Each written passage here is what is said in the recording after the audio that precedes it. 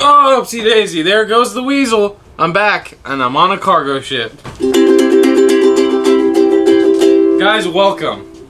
Today, we're going to be talking about what you need to pack for a cargo ship journey. I know that many of you guys are watching this because you've been coming from the other cargo ship videos.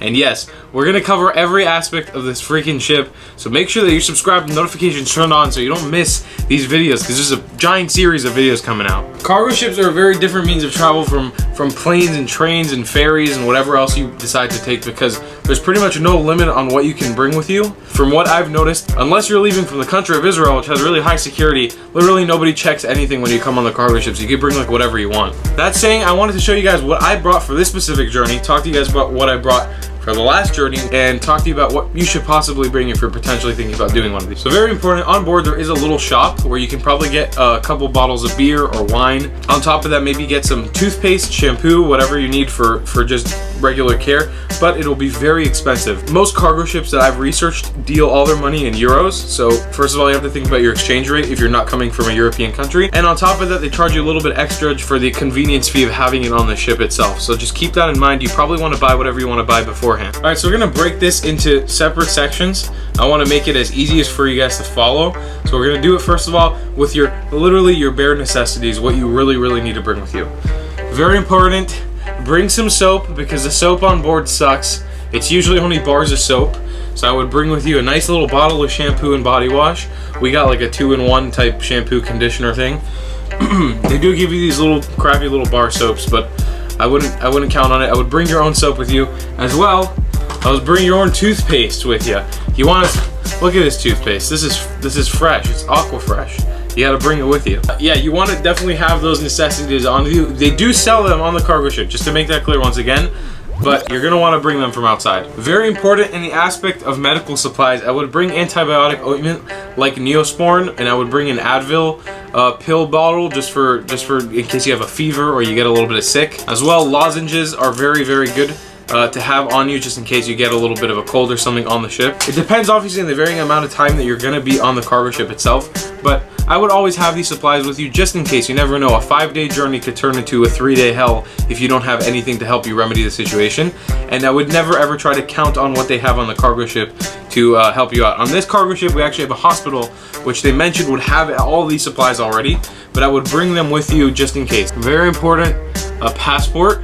You're gonna want this. You're not gonna want to forget this anywhere, and you're gonna want to bring it with you to literally everywhere you go. This is gonna be your important embarkation and disembarkation tool. You need your passport to enter and leave the countries. You're going to need your passport just to enter the ship, because most times when you enter the ship, you're actually entering into the territory the country the ship is from. So in this case, this is an Italian ship. We're technically entering Italian territory with that passport. Very important, flashlight. This is a UV light, but my flashlight I'm actually using as a light right now. I would bring a flashlight just in case you have power outages on the ship. It would be important to not be stuck here without light. On the last journey I was on, I actually had a power outage for a few hours, and it was very useful to actually have the light just in case I needed it, whether it was for the bathroom or for the room itself. Power adapters are going to be your friend as well. You're going to want to bring something like this. This is a Cube charger. It's a universal world charger. This is important to have for you if you're traveling anywhere as well. But just to have a little idea, you should get something like this, maybe with a USB port. That way you can charge your phone or any devices that you want to bring with you. Getting into electronics as well, a must have to have a phone with you, and I'll go into details why in just a second, and a computer. These are two very important tools that you're going to want to have on you for this journey, especially if you're young like me and my buddy Hugh that's traveling with me here, just to stay connected as much as you can. Phone.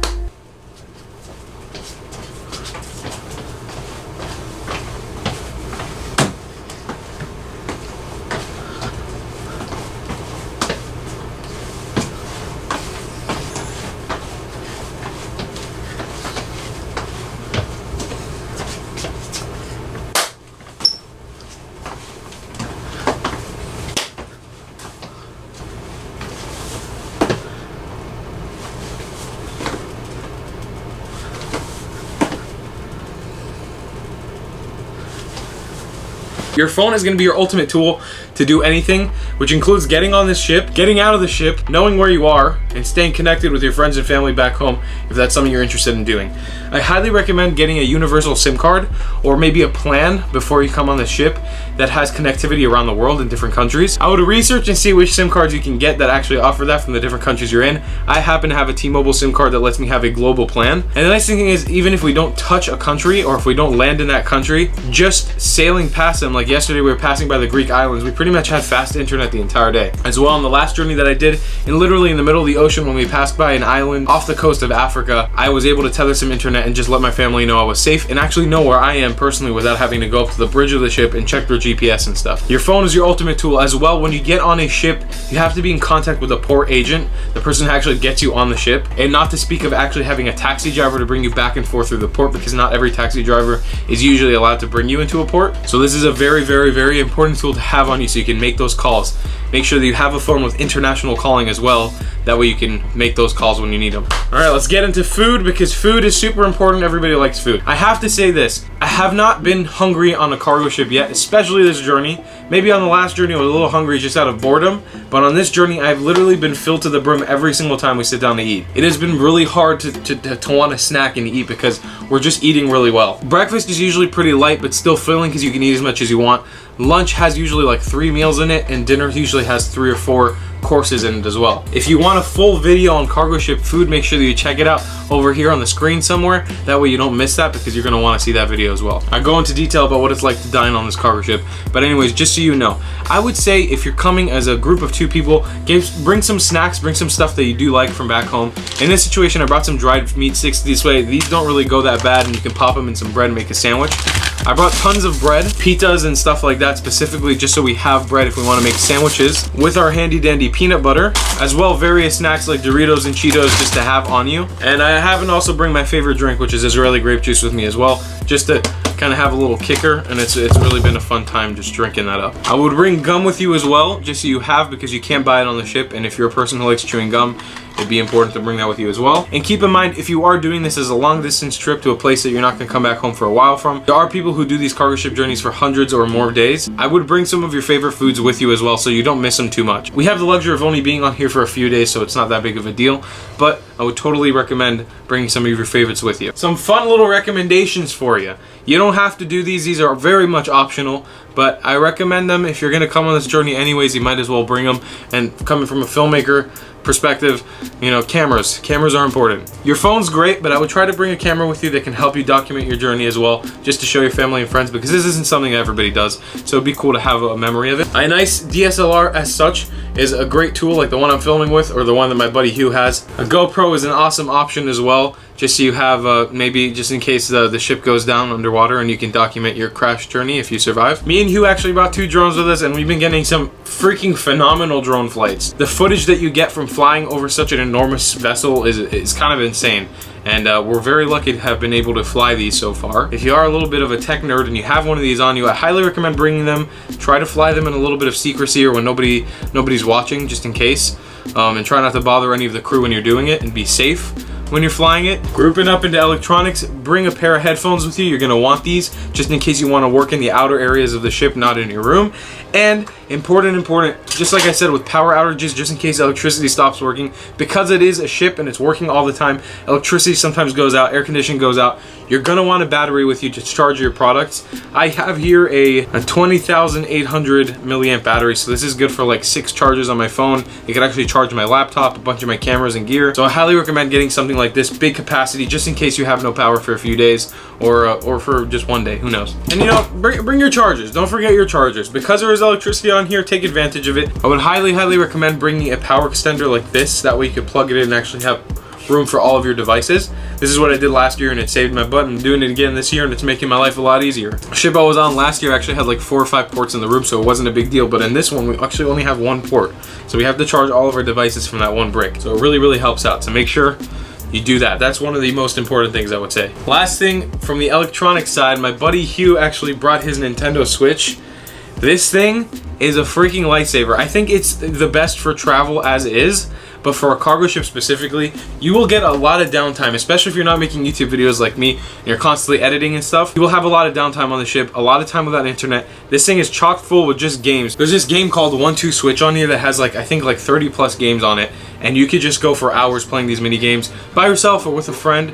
So I highly recommend looking into getting one of these. I know they're a bit pricey, but if you already have one, bring them with you. And now that'll cover electronics, just as a little idea maybe to get your brain flowing, just ideas and stuff you want to bring. If you play an instrument, maybe a ukulele, bring it on board, or a guitar. This could help you solve countless hours of boredom on the ship, because you will be bored when you travel on this, especially if you're on a prolonged period of time. I'm somehow also getting bored from time to time, even though I'm working my butt off making videos on this journey. I would also say the crews of these ships usually are very friendly, and it could be a cool idea to try to get a jam session going, because usually on the nights they're a little bit free and you can hop into the room, maybe bring a guitar or some drums or a ukulele and go jam out and have a blast and have fun meeting the crew and being nice to them. Oh, I would also say board games and card games. If you have room in your suitcase, because you have no really limit on what you can bring onto the cargo ship itself, I would totally recommend board games or card games with you.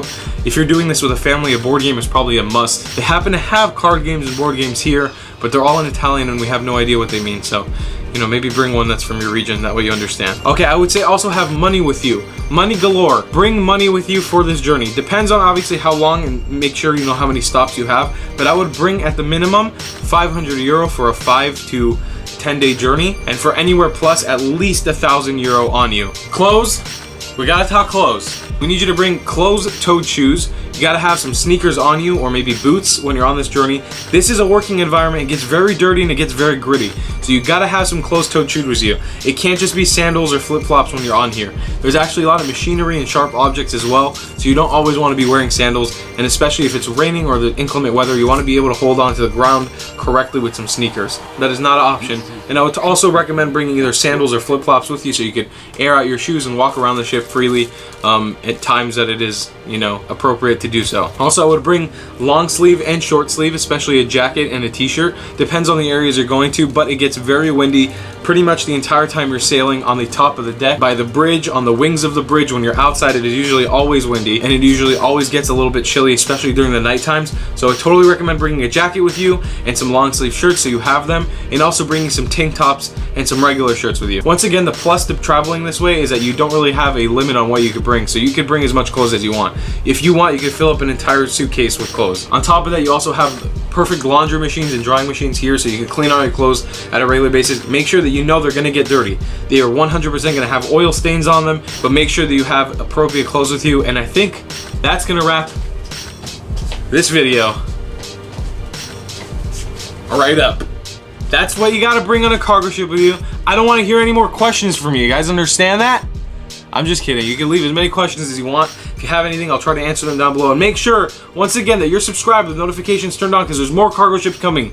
There's more. The ships are coming right to your house. Just be ready for them. All right, I'll see you guys next time. I love you long time, class. Goodbye.